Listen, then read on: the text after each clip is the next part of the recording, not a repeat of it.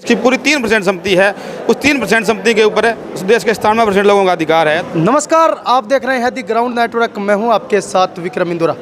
इस वक्त मैं सिरसा में मौजूद हूं और आपको बता दें कि आज भीम आर्मी की समीक्षा बैठक का आयोजन किया गया है और हमारे साथ खास बातचीत करने के लिए भीम आर्मी के प्रवक्ता हैं सतपाल गौड़ जी। हम उनसे बातचीत करते हैं कि आज की समीक्षा बैठक के अंदर क्या क्या उचित फैसले लिए गए। सतपाल जी, आज आपकी समीक्षा बैठक आयोजित की गई है, क्या कुछ आगे की रणनीति तैयार की गई है? सबसे पहले पत्रकार महोदय जी, आपका बहुत बहुत धन्यवाद जी।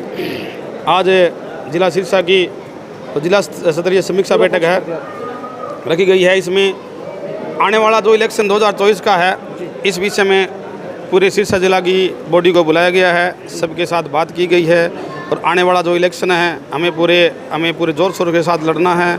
और अभी इसी 9 तारीख को डबाड़ी के अंदर हमारे बड़े भाई भीम आर्मी चीफ और आज़ाद समाज पार्टी के राष्ट्रीय अध्यक्ष जी हैं, वो सिर्फ हमें आधी घंटा का टाइम देंगे, तो वहाँ उनके लिए भी सभी समाज साथियों को पूरे जिला बॉडी को हमने बोला है अभी जाके भाई का हम स्वागत करें, क्योंकि वो प्रोग्राम है सुरतगढ़ का प्रोग्राम है।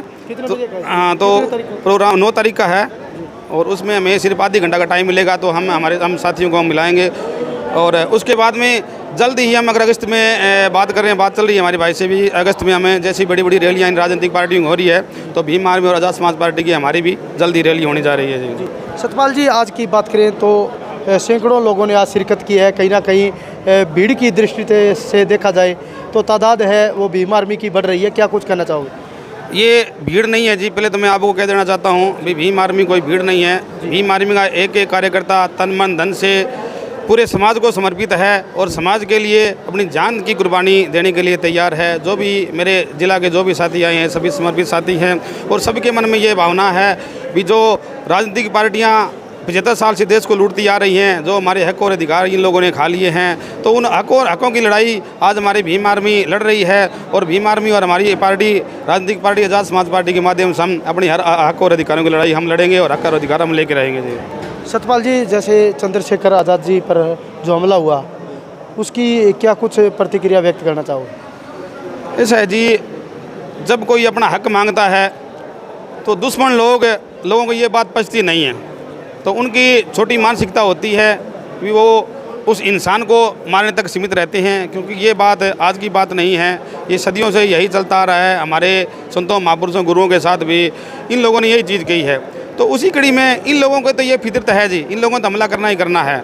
लेकिन हमारी मैं मेरे पूरे बहुजन समाज को ये कहना चाहता हूँ भी ये लोग अपने हक और अधिकारों को जानते हैं। इन लोगों को पता है भी अगर ये लोग जागे, इन लोगों का राज आ गया तो ये लोग अपने हक और अधिकार की बात करेंगे और हमारे साथ हम इनके साथ जो अन्याय और अत्याचार कर रहे हैं वही बात ये बदला लेंगे। लेकिन मैं उन लोगों से भी ये कह देना चाहता हूँ भी हम बाबा साहब की संतान हैं। बाबा साहब ने जो संविधान लिखा, संविधान में बाबा साहब ने विषम परिस्थितियों में पढ़ लिखे और देश के संविधान लिखने तक का जो सफ़र पूरा किया, उस सफ़र पूरा करने के बाद भी बाबा साहब ने कहीं भी कोई द्वेष की भावना नहीं रखी और संविधान में सभी को समान अधिकार दिए।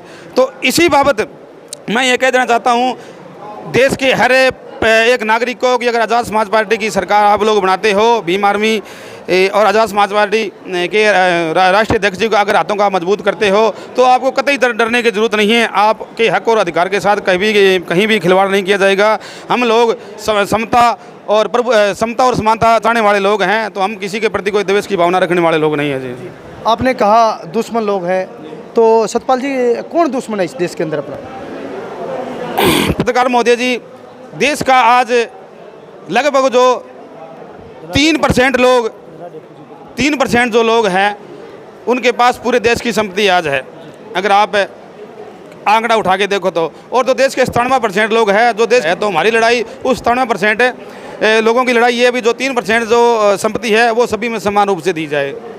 कहीं ना कहीं आपकी जो लड़ाई है व्यवस्था परिवर्तन की है। बिल्कुल व्यवस्था परिवर्तन की लड़ाई है जी, और हमारे किसी जाति वर्ग के साथ हमारी कोई लड़ाई नहीं है। जहाँ भी अन्य अत्याचार की बात आती है तो पूरी भीम आर्मी की टीम अपने पूरे डंडे और झंडे के साथ खड़ी मिलती है जी। धन्यवाद। मेरे साथ रमेश भारतीय जी हैं, वरिष्ठ नेता भीम आर्मी के रमेश भारतीय जी। हाँ जी भारतीय जी, क्या कुछ कहना चाहोगे जी? सड़कों पर किसान आंदोलन कर रहे हैं, चंद्रशेखर पर भी अटैक किया गया, पहलवानों का भी प्रदर्शन जो चल रहा है, देश के अंदर क्या हालात हो गए? देखिए, सबसे पहले तो आपका बहुत बहुत धन्यवाद। आप जो है ग्राउंड लेवल पे समाज की आवाज़ बुलंद करते रहते हैं विक्रम जी। तो आपने जैसे कहा किसानों के बारे में, किसानों को तो शुरू से ही दबाया गया है। आप देख लो रिकॉर्ड उठा के, जब वो अपना हक और अधिकार मांगते हैं तो उनको जेलों में डाल दिया जाता है। और चंद्रशेखर भाई की आपने बात की, तो जो व्यक्ति जब अपने समाज की हक और अधिकारों की बात करेगा, जब वो बुलंद करता है, तो ये तो इतिहास रहा है, उनको तो मारा जाएगा। क्योंकि महापुरुषों ने कहा है कि पहली पीढ़ी जो है मारी जाएगी, दूसरी पीढ़ी जेल जाएगी और तीसरी पीढ़ी जो है वो सत्ता में आएगी। तो आज देख ही रहे हैं आप, जो है आज मनुवादी सरकार जो है बहुजन समाज के ऊपर जब भी शोषण अत्याचार होता है, कोई भी ऐसा नेता बता दो जो बहुजन समाज की हक और अधिकारों की बात करता है, एक भी ऐसा नेता बता दो। आज चंद्रशेखर भाई जो है भीम आर्मी के माध्यम से आज उनकी हक और अधिकारों की जो है लड़ाई लड़ रहा है। आज हमारा एक अकेला जो है शेर।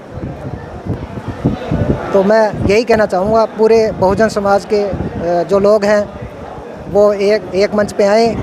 जिन्होंने अलग अलग संगठन बना रखा है वो भी एक मंच पे आएँ, तभी तो बहुजनों का राज आएगा ना।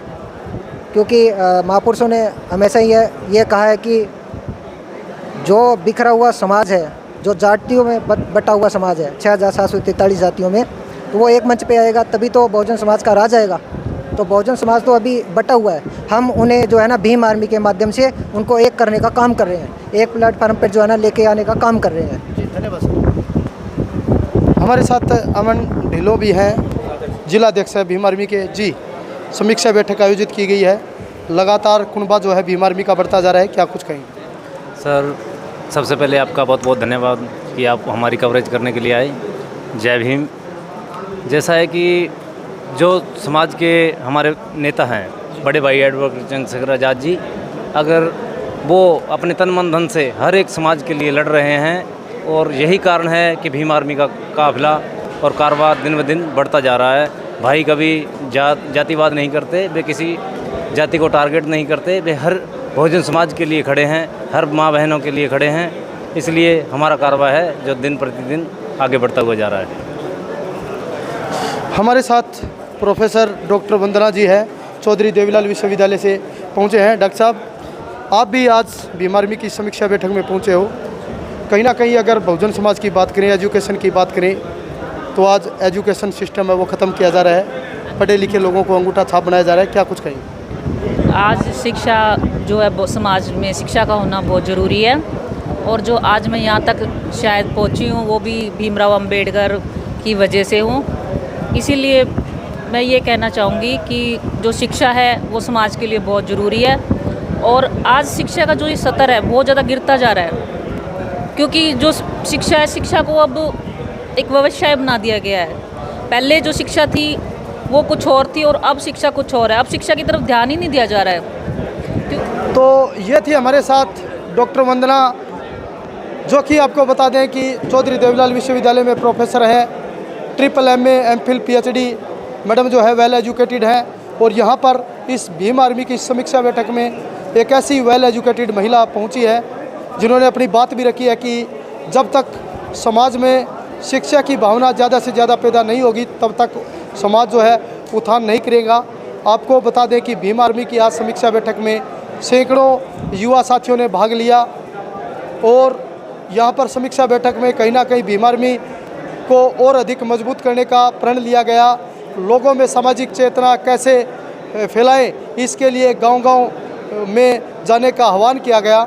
तो लगातार मैं आपको भीम आर्मी से जुड़ी हुई तमाम अपडेट से रूबरू करवाता रहूँगा। आप लगातार हमारे साथ बने रहिए, लगातार देखते रहिए दी ग्राउंड नेटवर्क। कैमरा सहयोगी सुशील के साथ मैं विक्रम इंदुरा, सिरसा।